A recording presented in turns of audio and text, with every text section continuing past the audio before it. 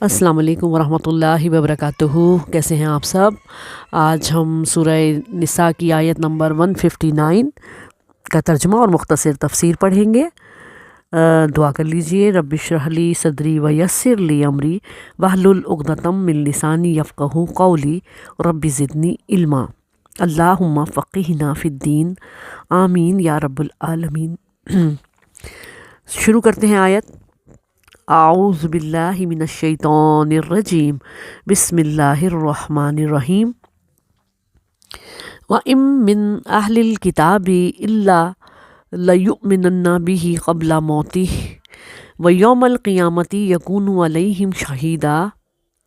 अहले किताब में एक भी ऐसा ना बचेगा जो हज़रत ईसा अलैहिस्सलाम की मौत से पहले इन पर ईमान न ला चुके और क़यामत के दिन उन लोगों पर गवाह होंगे।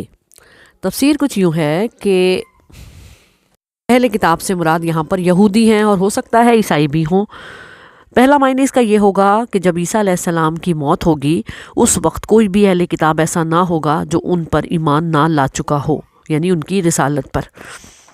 दूसरा मायने ये है कि तमाम अहले किताब पर मरने से ऐन क़ब्ल रिसालत मसीह इब्न मरियम अलैहिस्सलाम की हकीकत मुनकशिफ हो जाती है और वो मसीह यानी हज़रत ईसा इब्न मरियम पर ईमान ले आते हैं, मगर उस वक्त उनका ईमान लाना उनके लिए मुफीद नहीं हो सकता।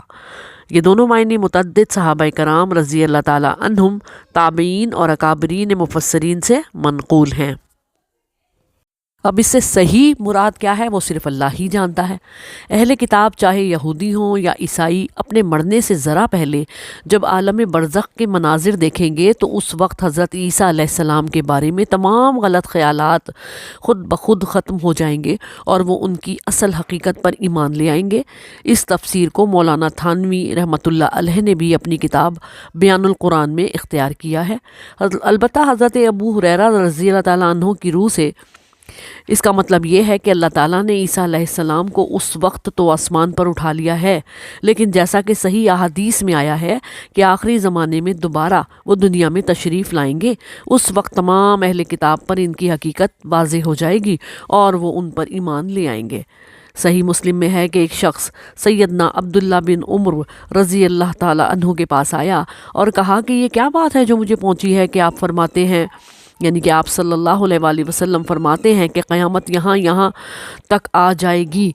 तो आप रज़ी अल्लाह ताला अन्हु ने फरमाया सुबहान अल्लाह या फिर ला इलाहा इल्लल्लाह और कहा मेरा तो दिल चाहता है कि तुम्हें अब कोई हदीस ही ना सुनाऊं। मैं तो ये कह रहा था कि कुछ ज़माने के बाद तुम बड़े बड़े अमर देखोगे, बैतुल्लाह जला दिया जाएगा और ये होगा वो होगा वगैरह। और फिर फरमाया कि नबी सल्लल्लाहु अलैहि वसल्लम का फरमान है कि दज्जाल निकलेगा और मेरी उम्मत में 40 तक ठहरेगा। मुझे नहीं मालूम कि 40 क्या है, दिन हैं, महीने हैं या 40 साल। फिर अल्लाह ईसा अलैहिस्सलाम को भेजेगा। उनकी सूरत उर्वा बिन मसूद रज़ी अल्लाह ताला अन्हों की सी है। आप दज्जाल को तलाश करके कत्ल करेंगे। फिर 7 साल तक लोग इसी तरह रहेंगे कि वो भी कुछ अदावत होगी आपस में। फिर शाम की तरफ से ठंडी हवा चलेगी और सब मोमिन फौत हो जाएंगे। जिसके दिल में ज़र्रा भर भी ईमान होगा वो जहाँ मर्जी हो फौत हो जाएगा। फिर बदतरीन लोग बाकी रह जाएंगे जो परिंदों की तरह हल्के और दरिंदों की तरह का दिमाग रखते होंगे। अच्छाई बुराई की इनमें कोई तमीज़ ना होगी।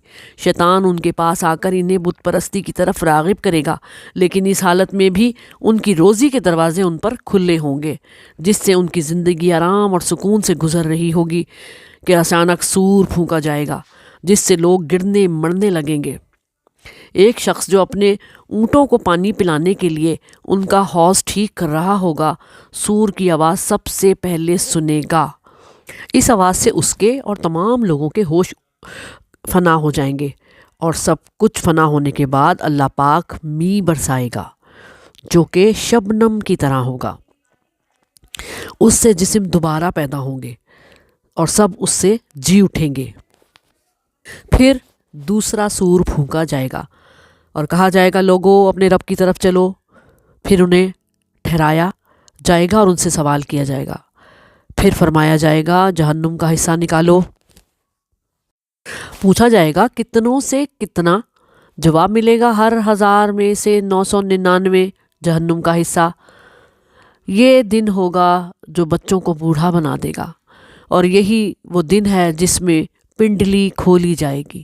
صحیح مسلم کی 2940ویں روایت ہے یہ آیت حضرت عیسیٰ علیہ السلام پر ایک زبردست دلیل ہے۔ قبل موت ہی سے مطلب اہل کتاب نہیں بلکہ حضرت عیسیٰ علیہ السلام ہیں، اور لا یؤمنن سے مراد زمانہ مستقبل ہے، یعنی ایک وقت آئے گا جب یہودیوں کو قرآن کی صداقتوں پر ایمان لانا پڑے گا۔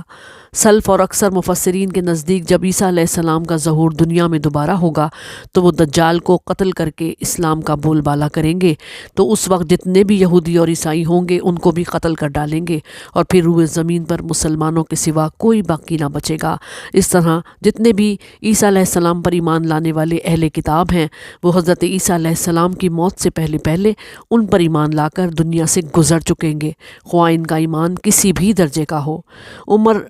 عبداللہ بن عمر رضی اللہ تعالیٰ عنہ فرماتے ہیں کہ حضرت محمد صلی اللہ علیہ وسلم نے فرمایا کہ میں رات کو اپنے طور پر ایک خواب دیکھتا ہوں کہ جیسے میں کعبے کے پاس ہوں۔ میں نے دیکھا کہ ایک خوش شکل آدمی گندمی رنگت اور کندھوں تک سنہرے بال اور سر سے اس کے پانی ٹپک رہا تھا۔ وہ اپنے دونوں ہاتھوں کو 2 آدمیوں کے کندھوں پر رکھے کعبے کا طواف کر رہا ہے۔ میں نے پوچھا یہ کون ہے؟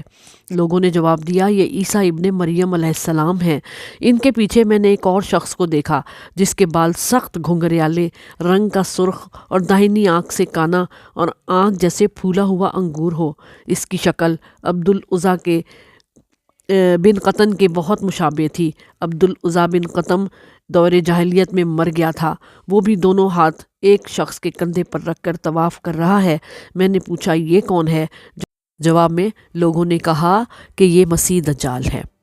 نبی صلی اللہ علیہ وسلم نے فرمایا دجال اسی حال میں ہوگا کہ اللہ حضرت عیسیٰ ابن مریم علیہ السلام کو مبعوث فرمائے گا، جو دمشق کے شرقی سفید مینارے کے پاس اتریں گے۔ وہ زرد رنگ کے جوڑے میں اپنے دونوں ہاتھ 2 فرشتوں کے بازوؤں پر رکھے اتریں گے۔